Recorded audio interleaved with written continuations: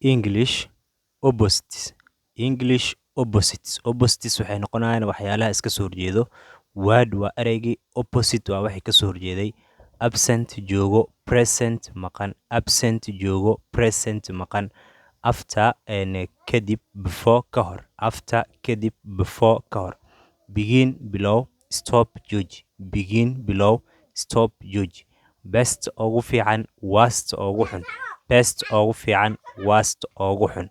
Big weyn, small yar. Big weyn, small yar. Buy soo gadasho, sell si gadid. Buy iibsasho, sell si iibin. Cheap raqiis ah, expensive qaali ah. Cheap raqiis ah, expensive qaali. Cold qabow, hot kulayl. Cold qabow, hot kulayl. Cry oohin, laugh qosol.